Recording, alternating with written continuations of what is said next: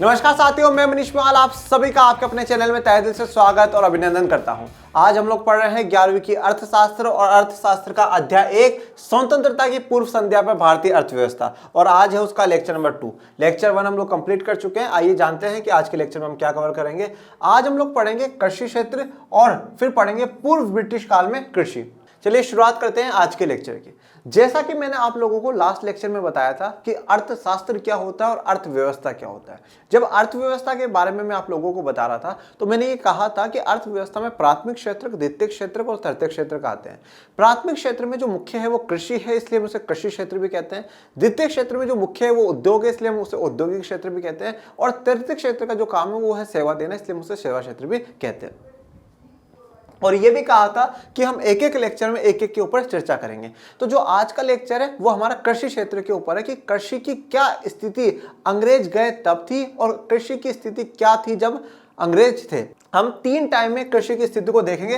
पहली ब्रिटिश से पहले, बिफोर द ब्रिटिश, ब्रिटिश काल से पहले। दूसरा ड्यूरिंग द ब्रिटिश काल, ठीक है, ब्रिटिश के समय कैसी है। और फिर हम बाद में जैसे जैसे आगे चैप्टर्स में बढ़ेंगे तो हम ये जानेंगे कि ब्रिटिशर्स के बाद हमारे कृषि में क्या क्या परिवर्तन हुए, क्या सुधार हुए।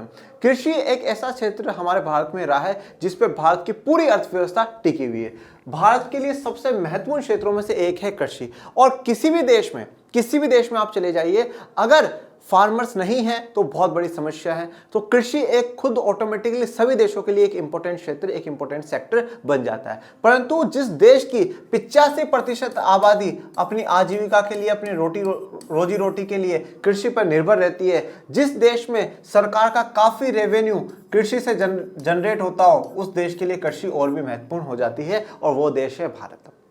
भारत में हजारों सालों से कृषि का एक अपना महत्व रहा है और पूरी जो भारत की अर्थव्यवस्था है वो संपूर्ण रूप से कृषि पर निर्भर रही है। तो कृषि का एक विशेष योगदान हम लोग देखते हैं। कृषि का योगदान अगर हम लोग देखें, देखिए कोई भी जो क्षेत्र होता है उसे 2 तरीकों से हमें देखना जरूरत होता है। एक होता है उत्पादन के हिसाब से कि वो उत्पादन कितना कर रहा है, वो प्रोडक्शन कितना कर रहा है। और दूसरा हम लोग देखते हैं रोजगार के हिसाब से कि वो रोजगार कितना दे रहा है। अब उत्पादन के हिसाब से अगर आप आज के मौजूदा दौर में देखेंगे तो कृषि के उत्पादन में दूसरे क्षेत्रों की तुलना में थोड़ी सी कमी आई है। परंतु आज भी अगर सबसे ज्यादा अगर कोई रोजगार देने वाला क्षेत्र है तो सिर्फ और सिर्फ कृषि है। कृषि सबसे बड़ा नियोक्ता है। कृषि सबसे बड़ा नियोक्ता है, मतलब सबसे ज्यादा अगर कोई जॉब प्रोवाइड करता है, अगर सबसे ज्यादा लोग आज भी इंगेज कहीं पर किसी काम में लगे हुए हैं तो वो कृषि का काम है। कृषि के काम में काफी भारी संख्या में आज भी हमें देखने को मिलते हैं। कम से कम 50 से 56% के लोग अगर आप देखेंगे, 55 से 56% जो लोग हैं आज भी कृषि में इन्वॉल्व है। 85% से वैसे रेशियो अब हमारा कम हो गया, 55 से 56% पे आ गया। परंतु इस अध्याय में मुख्यतः हमें चर्चा ये करनी है कि जिस दिन भारत आजाद हुआ उस दिन भारत में कृषि की क्या स्थिति थी। आप सभी जानते हैं कि लास्ट लेक्चर में हम पढ़ चुके हैं कि कृषि जो भी कच्चा माल उत्पादन कर रही थी उस सारे के सारे कच्चे माल को ब्रिटेन ले जाया जाता था और ब्रिटेन ले जाने के बाद उसको बड़े बड़े उद्योगों में बड़ी बड़ी मशीनों का प्रयोग कर करके उसको अंतिम वस्तु में परिवर्तित किया जाता था और फिर वो अंतिम वस्तु भारत के बाजारों में ही बेची जाती थी। तो ये जो कच्चा माल है जो कृषि से आ रहा है या कहीं से भी आ रहा हो, ये कच्चा माल ब्रिटेन जा रहा था। और काफी जो कच्चा माल है, जो रॉ मटेरियल है, वो कहां से आ रहा है? एग्रीकल्चर से आ रहा है। और किसानों से इस प्रकार की खेती करवाई जा रही है, ऐसे कृषि करवाई जा रही है जो क्या है कि जो उत्पादन होकर के ब्रिटेन के काम आ सके। आप लोगों ने पहले की क्लासेस में इंग्लिश में या कहीं पर इंडिगो के बारे में पढ़ा होगा। इंडिगो का एक चैप्टर हुआ करता था जो कि नील की खेती करवाई गई, ठीक है। तो क्यों? क्योंकि वो ब्रिटिशर्स के लिए बेनिफिट था। तो किसानों से उसी प्रकार के काम करवा गए या वही वस्तुओं का उत्पादन करवाया गया जो उनको बेनिफिट दे रही हो या उनके औद्योगिक उत्पादन को बढ़ाने के लिए काम आ रही हो।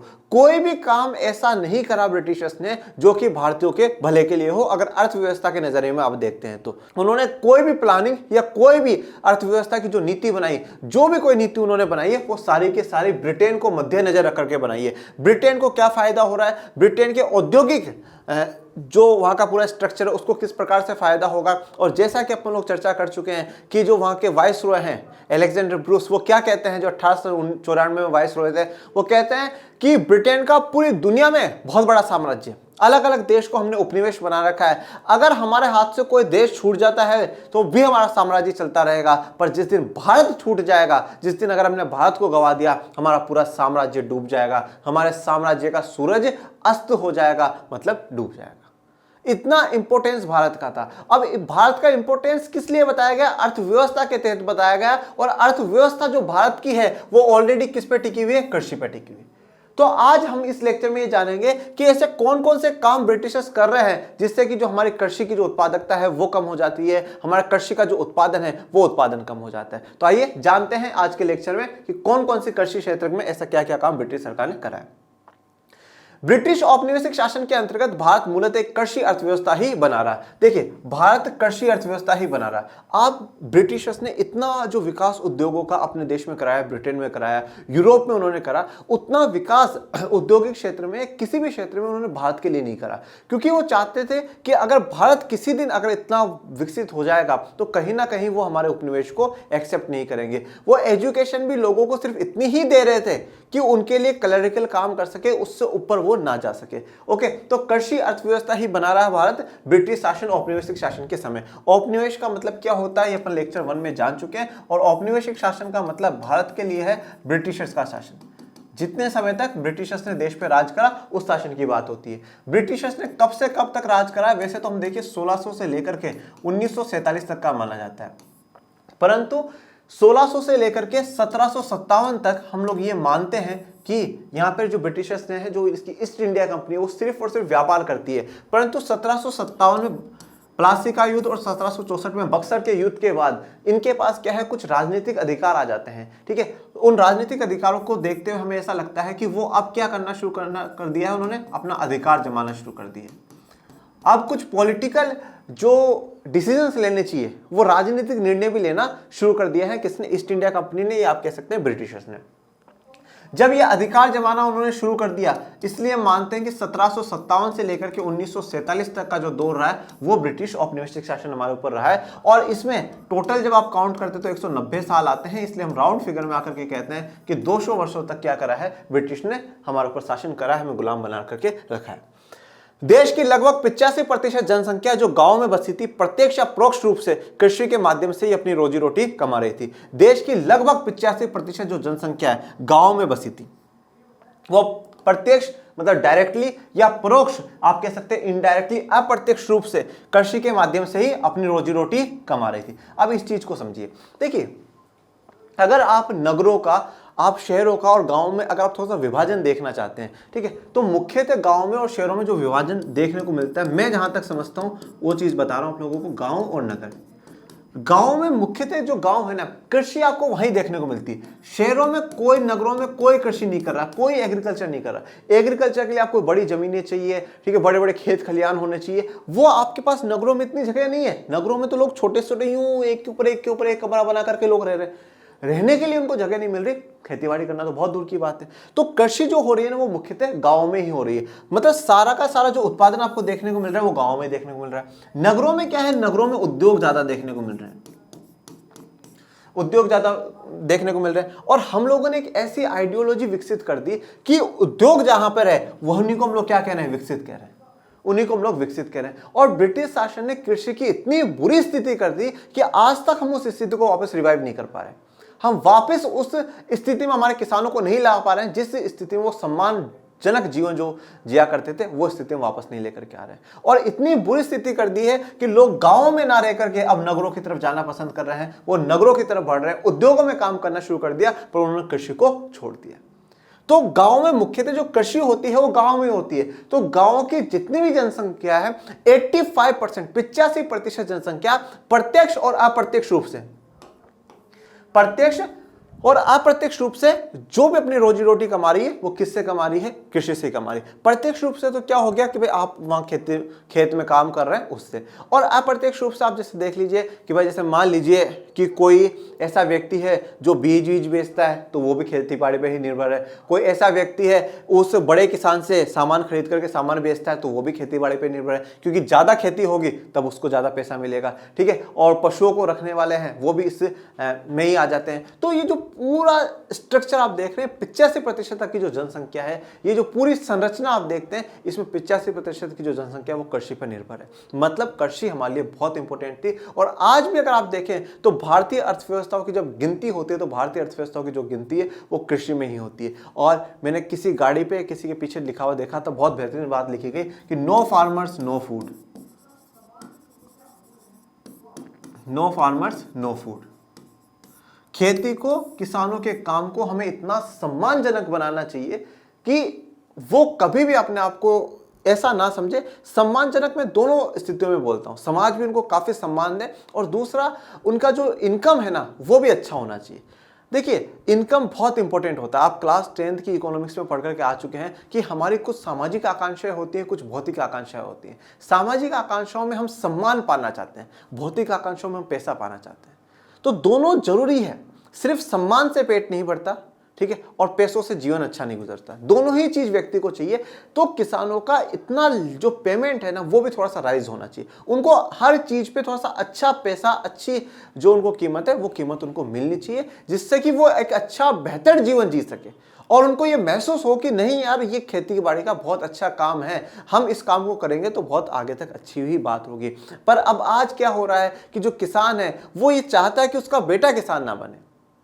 क्यों? क्योंकि जो स्थितियां हैं वो स्थितियां ऐसी हो चुकी है कि वो किसान खुद बेचारा आत्महत्या को तैयार है, वो अपने बेटे को उससे जाल में नहीं डालना चाहते।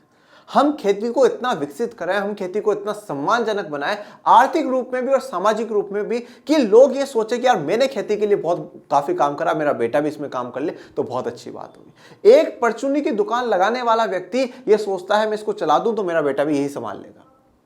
परंतु अब धीरे धीरे जो ट्रेंड है वो ये होता जा रहा है, किसान बेचारा ये सोचता है नहीं नहीं मैं मेरे बेटे को खेती बाड़ी में नहीं डालूंगा। तो हमें थोड़ा सा किसानों का जो सम्मान है वो बढ़ाना चाहिए, उनको सम्मानजनक स्थिति पे लाना चाहिए, जिससे कि वो आर्थिक रूप से और सामाजिक रूप से उनको काफी सम्मान मिल सके। तो फार्मर्स की एक अपनी ही इंपॉर्टेंस है। और जैसे महात्मा गांधी कहा करते थे कि सभी काम अपनी जगह महत्वपूर्ण है और हमें सभी कामों को सम्मान देना चाहिए, वो चाहे कोई सा भी काम हो, छोटा बड़ा कोई भी काम हो, हर काम को और काम करने वाले व्यक्ति को सम्मान देना चाहिए। क्योंकि समाज में, देश में हर व्यक्ति का जो महत्व है वो अपनी जगह सच में बहुत इंपॉर्टेंट होता है। ओके, तो 85% जो जनसंख्या वो प्रत्यक्ष और परोक्ष रूप से कृषि के माध्यम से अपनी रोजी रोटी कमा रही थी। एक बड़ी जनसंख्या का व्यवसाय होने के बाद भी कृषि क्षेत्र में गतिहीन विकास की प्रक्रिया चलती ही रही। यही नहीं, अनेक अवसरों पर उसमें अप्रत्याशित ह्रास या गिरावट भी अनुभव की गई। अब देखिए, एक बड़ी जनसंख्या का व्यवसाय होने के बाद भी, बड़ी जनसंख्या मतलब 85%, अगर आपके देश में 100 लोग रहते हैं तो 85 लोग कृषि में काम कर रहे हैं। मतलब आपका 85% जो लोग हैं वो कृषि में लगे हुए हैं। मतलब जब इतने लोग कृषि में लगे हुए हैं तो उस सेक्टर का, उस एरिया का तो बहुत ही ज्यादा विकास होना चाहिए। उस एरिया का तो बहुत ही ज्यादा विकास होना चाहिए। चलो मैं इसको एक आपको छोटे से एग्जांपल से समझाता हूं। जैसे कि मान लीजिए अभी आप लोगों ने सबने दिवाली की सफाई करी होगी, है ना। जैसे मान लीजिए आप लोगों के 2 प्लॉट है, ठीक है, एक ये है और एक ये है, ठीक है। इस वाले प्लॉट में यह दोनों प्लॉट जो है वो बराबर है, घर मकान दोनों मकान जो है बराबर है, उतने सेम कमरों की जो साइज है वो सेम है।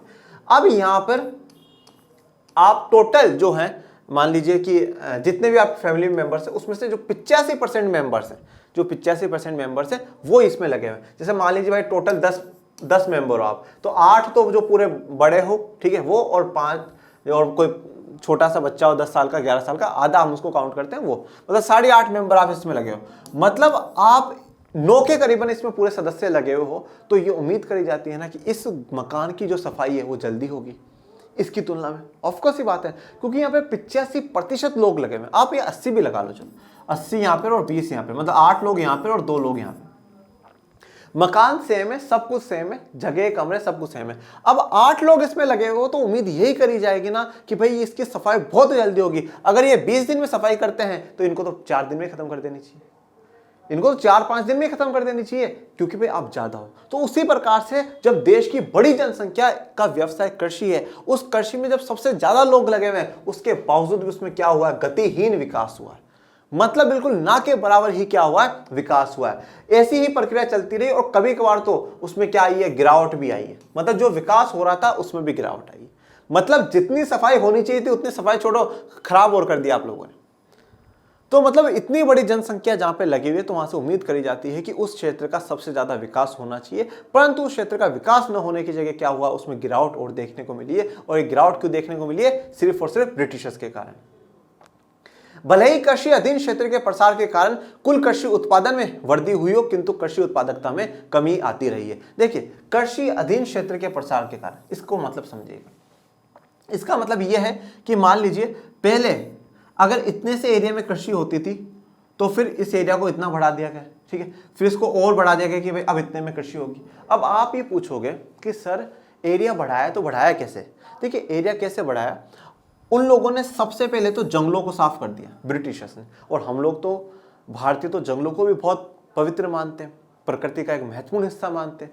तो पर उन्होंने तो जंगलों को साफ कर दिया। वो तो जंगलों को वेस्टेज मानते थे, आप लोगों ने क्लास 9 में पढ़ा है। जंगलों को वो बिल्कुल खराब चीज मानते थे, बोले क्या है ये, घास फूस उगा हुआ है, ये फालतू के पेड़ है, इन सबको काटो और वही चीज उगाओ जो हमारे काम आ सके। जो चीज हमारे काम आ सके वही चीज का उत्पादन होना चाहिए। तो उन्होंने जंगलों को काट काट के कृषि के क्षेत्र में तो क्या कर दिया, वृद्धि कर दी। भाई कृषि का क्षेत्र क्या कर दिया, काफी बढ़ा दिया। तो कृषि के क्षेत्र में वृद्धि हुई, तो कृषि का क्षेत्र में वृद्धि हुई है, तो कुल कृषि उत्पादन में वृद्धि होगी। भाई यहां पर अगर आप 100 किलो गेहूं उगा रहे हो, तो फिर इससे भी 100 किलो उगेगा, इससे भी 100 किलो उगेगा, ठीक है। मतलब पहले जब आप 100 किलो उगा रहे थे, फिर अब आप 300 किलो उगा रहे हो, तो ऑफकोर्स ये बात है, जब जगह बढ़ी है तो उत्पादन भी बढ़ेगा। में वृद्धि हुई हो, किंतु कृषि उत्पादकता में कमी आती रही, ठीक है। पर जो प्रोडक्टिविटी है, ठीक है, जो लोग जितना उत्पादन कर पा रहे थे उसके उत्पादनता में कमी आती रहती है। मतलब लोगों का जो प्रोडक्टिव कंटिन्यूसली बनी नहीं रहती है। ये जो आपको देखने को मिला है, ये क्षेत्र में विस्तार होने के कारण, एरिया जब बढ़ गया तो उत्पादन बढ़ा है, पर लोगों की तरफ से जो प्रोडक्टिविटी बननी चाहिए थी वो नहीं बढ़ी।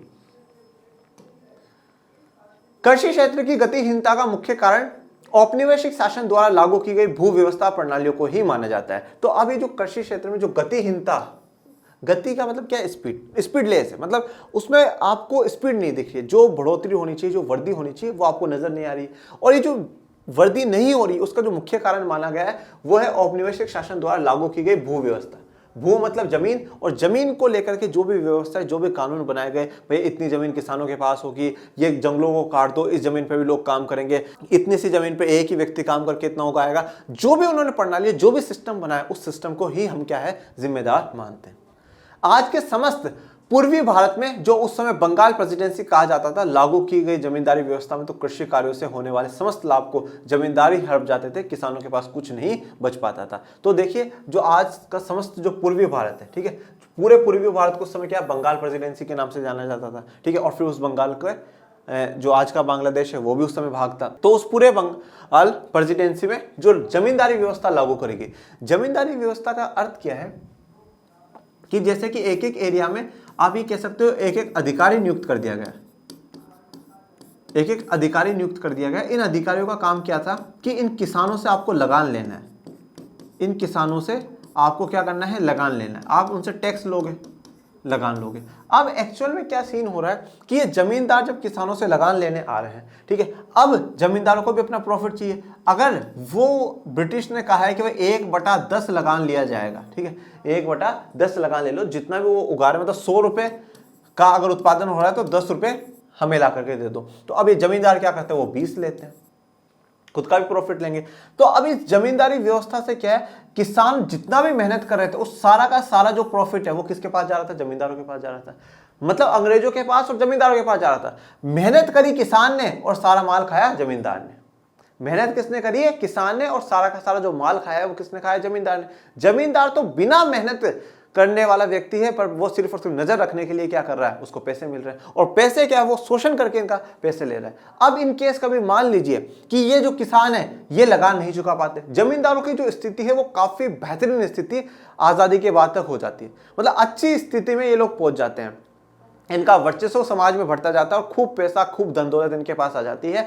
ब्रिटिशर्स को ये समय समय पर इनका जो लगान है वो चुकाते रहते हैं। और इन केस कभी मान लीजिए कि भाई किसान, ये कोई किसान है, वो जमींदार को टैक्स नहीं दे पाया, तो जमींदार उसकी जमीन ले लेता है और अब जो किसान उस जमीन का मालिक था, अब उसने जमीन किसको बेच दी? जमींदार को। तो मालिक कौन हो गया? जमींदार। अब वो जमींदार तो खुद काम करना जानता नहीं है, वो उसी किसान से वहां पे क्या करवाता है? मजदूरी करवाता है, और उसको दिन के 150 रुपए जो उस समय दिया करते थे वो उसको देता था, और पूरा का पूरा प्रॉफिट जो है वो अपने अंडर में ले लेता था, और उसमें से जो भी रेवेन्यू आता था वो थोड़ा बहुत ब्रिटिश सरकार को पहुंचा देता था। तो जितना भी जो प्रॉफिट होता था, समस्त जो लाभ है वो जमींदार हड़प लेते थे, उनको मिल जाता था, और किसानों के पास कुछ भी नहीं बचता था। यही नहीं, अधिकांश जमींदारों तथा सभी औपनिवेशिक शासकों ने कृषि क्षेत्र की दशा को सुधारने के लिए कुछ नहीं किया। देखिए, ना तो जमींदारों ने कुछ ऐसी विशेष सुविधा या कुछ विशेष प्रावधान लाने की कोशिश करी या कुछ सुधार करने की कोशिश करी, ऐसा बिल्कुल भी नहीं करा। और जितने भी औपनिवेशिक शासक थे उन्होंने भी बिल्कुल भी कुछ नहीं करा, दोनों ने कुछ नहीं करा। जमींदार भी चाहते तो थोड़ा बहुत सुधार कर सकते थे, औपनिवेशिक शासक चाहते तो सुधार कर सकते थे, पर उन्होंने बिल्कुल भी ऐसे कोई सुधार नहीं करे। ये सुधार आपको 1947 के बाद ही देखने को मिलेंगे। जमींदारी व्यवस्था को खत्म करना, ठीक है, लैंड सीलिंग एक्ट लेकर के आना, भू सीमा कानून उसे बोलते हैं कि जमीन, इससे ज्यादा जमीन कोई नहीं रखेगा, ठीक है। इस प्रकार के नियम सरकारों द्वारा बनाए गए और समाज में समानता स्थापित करने की कोशिश भी करी गई। देखिए, अब यहाँ पर जमींदारों का वर्चस्व दिन पर दिन बढ़ता जा रहा था, और जो किसान है वो दिन पर दिन गरीब होता जा रहा था। तो आप यहाँ पे देखिए, आर्थिक असमानता भी दिन पे दिन बढ़ती ही जा रही थी, ठीक है। जो आर्थिक असमानता है वो दिन पे दिन बढ़ती जा रही थी। Economic inequalities day by day क्या है? बढ़ती जा रही थी। जमींदार अमीर होते जा रहे थे, और जो गांव के किसान वो दिन पे दिन क्या होते जा रहे हैं? गरीब होते जा रहे हैं। आर्थिक असमानता बढ़ती जा रही है, और समाज में एक वर्ग का वर्चस्व बढ़ रहा है और दूसरे वर्ग का जो वर्चस्व है वो गिरता जा रहा है। तो ना जमींदारों ने कोशिश करी, ना औपनिवेशिक शासकों ने। जमींदारों की रुचि तो किसानों की आर्थिक दुर्दशा की अनदेखी कर उनसे अधिक लगान संग्रह करने तक सीमित रहती थी। तो जमींदारों को कोई मतलब नहीं था किसानों की कैसी स्थिति है, कैसी नहीं है, फसल उगी हो या नहीं उगी हो, जितना टैक्स सरकार को पहुंचाना है उतना, और जितना मेरा प्रॉफिट है वो सारा का सारा उनसे हड़पा ही करते थे। तो जमींदारों की रुचि तो किसानों की आर्थिक दुर्दशा की अनदेखी, कि भाई उनकी इकोनॉमिक कंडीशन बेकार हो रही है, उनकी जो आर्थिक स्थिति है वो दिन पर दिन क्या होती जा रही है? बेकार होती जा रही है। बस कुछ भी हो, उनकी आर्थिक स्थिति बेकार हो चाहे कुछ भी हो, हमें तो अधिक से अधिक क्या है? लगान लेना है। हमें तो अधिक से अधिक लगान का, अधिक से अधिक जो टैक्स है उसका संग्रह करना है, उसको क्या करना है? इकट्ठा करना है। अब देखिए, कभी कभार होता क्या था, सामाजिक स्थितियां भी आप यहाँ पर देखिएगा। ये जो जमींदार वर्ग के लोग हैं, इनके पास मान लीजिए खूब पैसा आ गया। अब जमींदार किसान से कैसे भी करके टैक्स लेगा, ठीक है, किसान देगा, और जमींदार किसको देगा? सरकार को देगा। अब मान लीजिए कभी इन किसानों की स्थिति बहुत बुरी हो गई, किसान को अपने बच्चों की शादी भी करनी है, किसान को अपने बच्चों को मकान भी बना करके देने, ऐसे काम भी करने, तो अब किसान क्या करेगा? इन्हीं जमींदारों के पास पैसा लेने जाता है कि जमींदार जी आप मुझे पैसे दे दीजिए, ठीक है। फिर ये जमींदार एक भारी ब्याज लेकर के, भारी ब्याज में उसको पैसा देता है कि इतना पैसा तू 10,000 ले ले और फिर मुझे 15,000 लौटाइए, 5,000 जो है एक्स्ट्रा पैसा लौटाना पड़ेगा। तो इस प्रकार की व्यवस्था। तो फिर जमींदार को अगर ये पैसा नहीं लौटा पाता था तो जमींदार फिर से इसकी जमीन ले लेता था। मतलब आप किधर से भी देखो, जमींदार का जो किसान है, जमींदार किसान का शोषण ही करता था, वो अत्याचार ही करता था। और अगर वो कभी भी पैसे देने में लेट हो गया किसान, तो उसकी जमीन ले लेगा, उसकी घर की जो प्रॉपर्टी है वो ले लेगा, उसकी जो भी संपत्ति वो उसको भी हड़प लेता है। इस प्रकार से जाकर के जमींदार अमीर हुए। इसी कारण कृषक वर्ग को दुर्दशा और सामाजिक तनाव को झेलने को बाध्य होना पड़ता है। इसीलिए जो कृषक वर्ग है, जो किसान है, उनको दुर्दशा, जो उनकी स्थिति जो खराब हुई वो, और सामाजिक जो तनाव है, जो स्ट्रेस है, वो झेलने को बाध्य होना पड़ता है। राजस्व व्यवस्था की शर्तों का भी जमींदारों के इस व्यवहार के विकास में बहुत योगदान रहा है। देखिए, अब राजस्व जो व्यवस्था की शर्तें हैं, राजस्व व्यवस्था, राजस्व क्या होता है? रेवेन्यू। रेवेन्यू हिंदी में हम इसे कहते हैं राजस्व। देखिए बेटा, आज के में भी अगर आप समझते हैं कि राजस्व या रेवेन्यू क्या होता है, दो तरीके से हम लोग रेवेन्यू लेते हैं। एक होता है कर बेटा, जिसे हम लोग क्या कहते हैं? टैक्स, ठीक है, जो सरकार लेती है। एक होता है टैक्स। जो टैक्स जो है वो दो प्रकार का होता है, प्रत्यक्ष और अप्रत्यक्ष।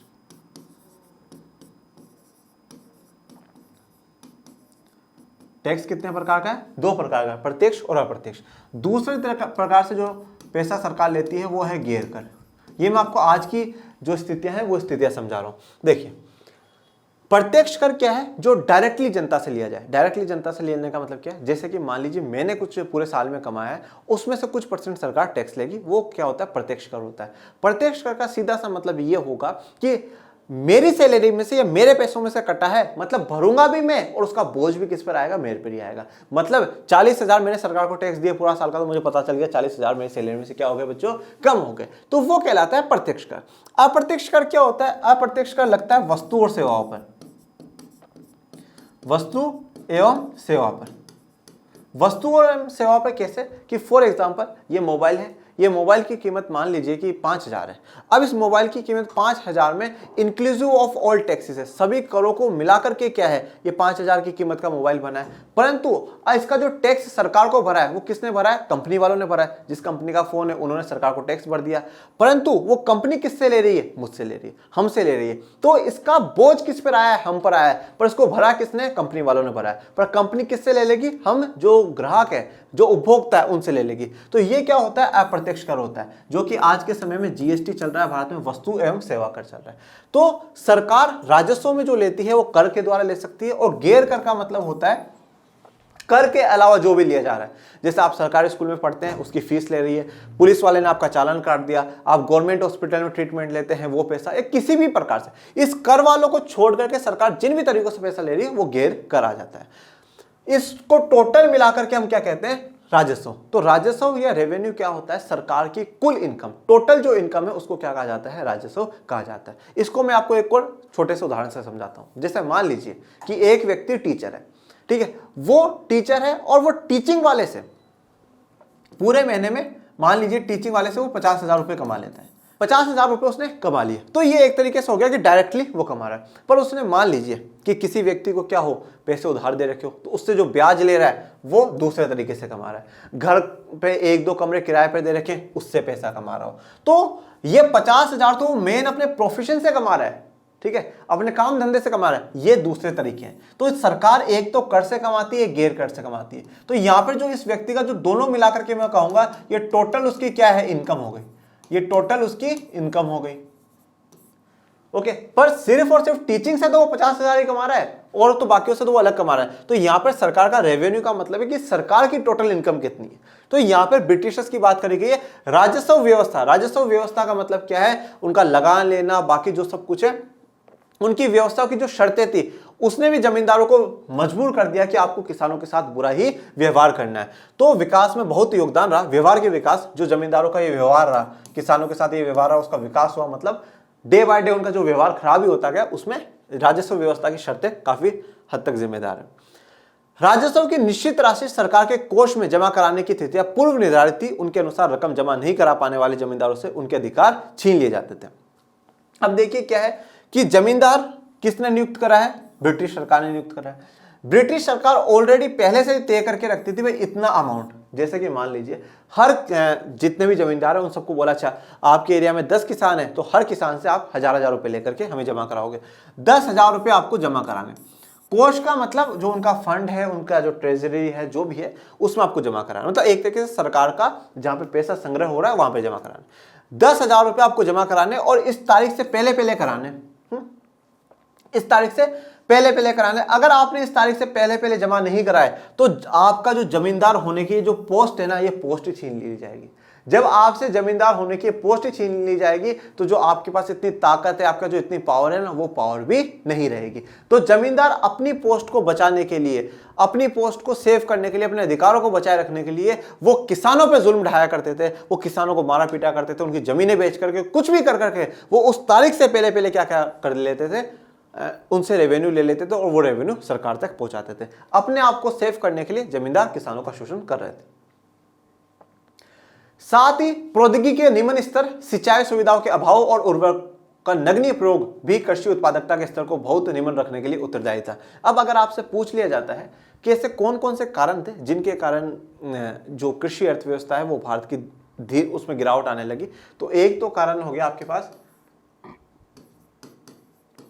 राजस्व व्यवस्था।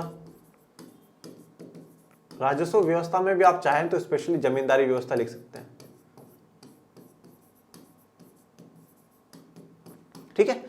उसके अलावा प्रौद्योगिकी के निम्न स्तर, ठीक है। अब क्या है कि ब्रिटिशर्स ने आने के बाद यहां पर वो बहुत ज्यादा काम करवा रहे हैं, ठीक है, अनलिमिटेड काम करवा रहे हैं। ये भी उगाओ, ये भी उगाओ, इतना भी, उसका भी उत्पादन करो, इसका भी उत्पादन करो। तो दिमाग में ऐसा आता है जितने भी किसान थे ना, ये सारे एक बार मिल करके है ना ब्रिटिशर्स को पकड़ते, बोले तुम उगा लो, हम छोड़ देते हैं।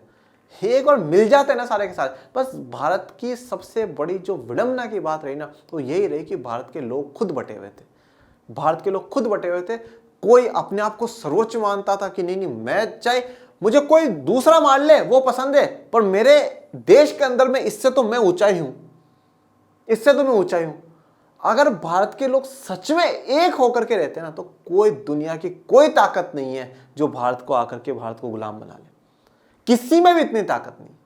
तो बस जरूरत थी एकता की मिलने की। तो एक बार मिल जाते सारे किसान, सब भारत के लोग, और उनको पकड़ के बोले तुम लो और तुम क्या करो यहाँ पे, खेती करो, फिर हम देखते हैं, फिर हमें देना रेवेन्यू। तो वो कितने किसान आए होंगे, कितने ब्रिटिशर्स आए होंगे भारत में, आप ये बताइए। क्या पूरी की पूरी फौज ब्रिटिशर्स की यहाँ पे रही? कभी नहीं। कितने एक ब्रिटिशर्स आया करते थे, गिने चुने आते हैं। और पुलिस वो यहाँ की इस्तेमाल कर रहे हैं, सब कुछ वो यहाँ का। जमींदार कौन से, वो वहां से खरीद करके लाए, ब्रिटिशर से बुला करके लाए, गिने चुने उनके भारत के लोग हैं। वो तो सिर्फ इन जमींदारों पर भी नजर रखने वाले जो लोग हैं वो ब्रिटिशर्स हैं, बस गिने चुने ऑफिशियल्स आप मान लीजिए ब्रिटिशर्स हैं। तो क्या भारत की इतनी जो आबादी रही है, आजादी के समय में भी भारत की 35 से 40 करोड़ की आबादी थी। वो अगर सब यूनाइट होकर के ब्रिटिशर्स को जवाब दे देते तो शायद ब्रिटिशर्स इतना समय लंबा राज कर ही नहीं पाते, इतना लंबा राज कर ही नहीं पाते। तो ये तो मैं सोचता हूं कि अगर ब्रिटिशर्स को पकड़ के बोल दे तुम ही खेतीबाड़ी कर लो, तो कर लेते।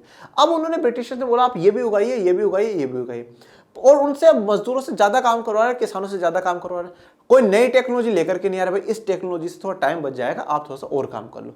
अभी आज के समय में तो कोशिश ही होती है भाई, कोई भी आप उद्योग में चले जाइए, और काम ज्यादा बढ़ता है तो नई टेक्नोलॉजी लेकर के आते हैं, मजदूर ऐड कर देते हैं, पर वो लोग ऐसा नहीं करते थे। तो प्रौद्योगिकी का बिल्कुल निम्न स्तर, लो क्वालिटी की जो टेक्नोलॉजी है वो आती है। सिंचाई सुविधाओं का अभाव। सिंचाई का मतलब क्या होता है बेटा? सिंचाई का मतलब होता है कि आपके जो खेत है उस खेत तक पानी पहुंचाने की जो व्यवस्था है उसको सिंचाई कहा जाता है। कि जिस प्रकार से आप पानी पहुंचा रहे हो, मतलब एक तरीके से खेतों में पानी डालना सिंचाई है। तो सिंचाई सुविधाओं का अभाव, तो सिंचाई सुविधाएं सही नहीं थी। उर्वरकों का नगण्य प्रयोग। उर्वरक मतलब जो खाद होती है, खाद आप जानते हैं जिससे क्या हो कि जो मिट्टी की फर्टाइल है वो बढ़े, मिट्टी और भी ज्यादा से ज्यादा उत्पादन कर सके। तो उर्वरकों का क्या होता था? नगण्य प्रयोग होता था, मतलब ना के बराबर ही प्रयोग होता था। देखिए उर्वरक का मतलब होता है फर्टाइल, बिल्कुल फर्टाइल। तो फर्टाइल का मतलब होता है उपजाऊ बनाना, जमीन को उपजाऊ बनाना, वो ज्यादा से ज्यादा क्या कर सके, उपज बढ़ा सके, ज्यादा से ज्यादा उत्पादन कर सके। तो उपज को उर्वरक बनाना, जो उर्वरक बनाने वाली चीजें हैं, जैसे कि जो खाद आपकी आ गई है, ठीक है, कि अलग अलग प्रकार की जो खाद है, वो खाद का भी क्या था, नगण्य प्रयोग किया जा रहा था, ना के बराबर प्रयोग हो रहा था। देश के कुछ क्षेत्रों में कृषि के व्यवसायीकरण के कारण नकदी फसलों की उच्च उत्पादकता के प्रमाण भी मिलते हैं। तो अब ये कारण हो गए, एक दो ये हो गए। अब उसके बाद देखिए कृषि का व्यवसायीकरण। कृषि का व्यवसायीकरण का मतलब होता है कॉमर्शलाइजेशन ऑफ एग्रीकल्चर। इसका मतलब यह है कि आप ऐसी फसलों का उत्पादन करें जो आप खुद के उपभोग के लिए ना लगा करके, आप खुद के उपभोग के लिए नहीं इस्तेमाल करेंगे, आप उसको बाजार में बेचने के लिए इस्तेमाल करेंगे।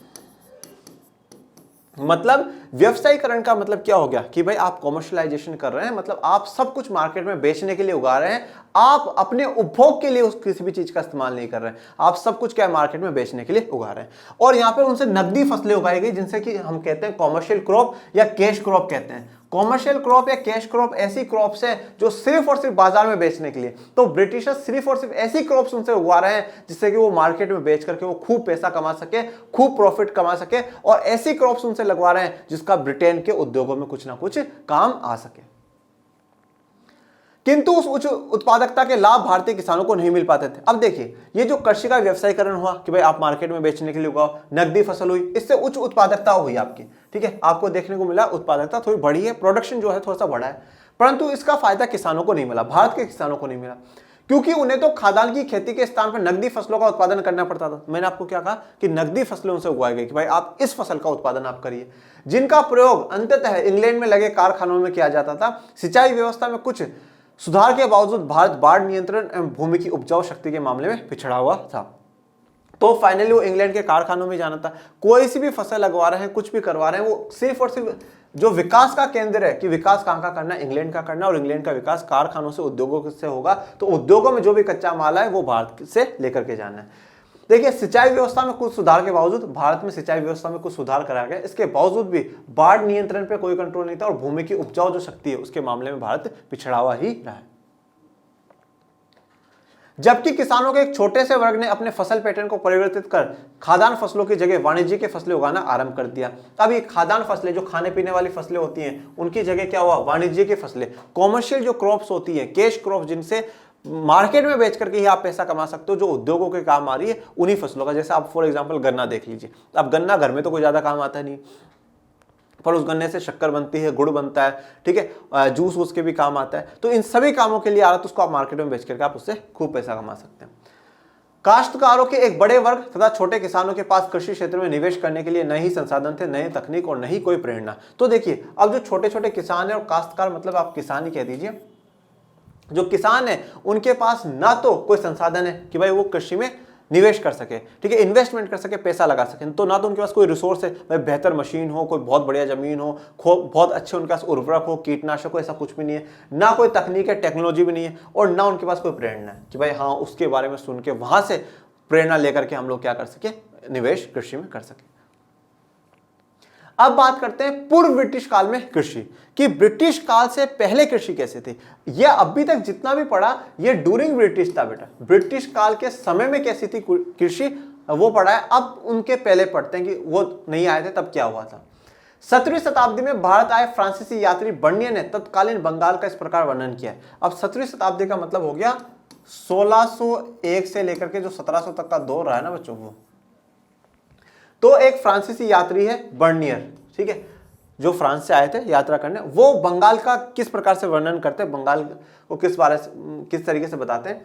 अपने 2 बार के भ्रमण के दौरान बंगाल के विषय में संग्रहित जानकारी के आधार पर मैं कह सकता हूं कि यह क्षेत्र मिस्र देश से कहीं अधिक समृद्ध है। मतलब सिर्फ और सिर्फ बंगाल के लिए कहा, मिस्र मतलब जो इजिप्ट है आज का, उस इजिप्ट से कहीं ज्यादा समृद्ध, कहीं ज्यादा विकसित है, सिर्फ और सिर्फ बंगाल प्रेसिडेंसी के लिए कहा। तो आप बंगाल के ऐसे लगा सकते हो कि पूरा भारत कितना समृद्ध और कितना विकसित होगा। यहां से सूती रेशमी वस्त्र, चावल, शक्कर और मक्खन का प्रचुर मात्रा में निर्यात होता था, यहां अपने आंतरिक उपभोग के लिए भी। देखिए अब सूती रेशमी वस्त्र बनाए जा रहे हैं, चावल, शक्कर, मक्खन, इनको बड़ी मात्रा में क्या करा जा रहा था, बाहर निर्यात करा जा रहा था, और खुद का उपभोग भी किया जा रहा था। खुद के इस्तेमाल के बाद भी इतना बचता था कि वो निर्यात कर रहे हैं। गेहूं, सब्जियां, अनाज, मुर्गे, मुर्गियां, बतख आदि का भरपूर उत्पादन होता था। यहाँ सुअरों के बड़े बड़े झुंड और भेड़ बकरियों के विशाल झुंड भी विद्यमान है, ठीक है, सुअर, भेड़ बकरी, गेहूं, सब्जियां, अनाज, मुर्गे, मुर्गियां, बतख, इन सब का भरपूर उत्पादन यहाँ पर होता था। इस क्षेत्र में हर प्रकार की मछलियां प्रचुरता में उपलब्ध थी, तो मछलियां भी काफी थी। राजमहल से लेकर समुद्र तक अतीत में परिवहन तथा सिंचाई के लिए गंगा नदी से बहुत यत्न और श्रम पूर्वक काटकर बनाई गई नहरों का जाल सा बिछा हुआ है। तो राजमहल से लेकर के समुद्र तक परिवहन तथा सिंचाई के लिए गंगा नदी से क्या करा गया, बहुत यत्न, मतलब बहुत मेहनत से और श्रम पूर्वक, श्रम मेहनत के साथ क्या करा गया, काट करके नहर बनाई गई, नहर का पूरा जाल सा बिछाया गया। ओके, तो आज के लिए अपना इतना ही। आज हमने कृषि क्षेत्र की चर्चा करी है। नेक्स्ट लेक्चर में हम चर्चा करेंगे उद्योग क्षेत्र की, कि उद्योग क्षेत्र में ब्रिटिश समय में क्या स्थिति थी और जब वो छोड़ करके गए तब क्या स्थिति थी। ओके, आपको कोई भी समस्या आप कमेंट बॉक्स में मेंशन करिएगा, और क्या चीज़ नहीं समझ में आए और क्या अच्छा लगा जरूर कमेंट बॉक्स में बताइएगा, और ज़्यादा से ज़्यादा लाइक, शेयर, सब्सक्राइब करिएगा। मिलते हैं नेक्स्ट लेक्चर में, तब तक के लिए थैंक यू सो मच। जय हिंद, जय भारत।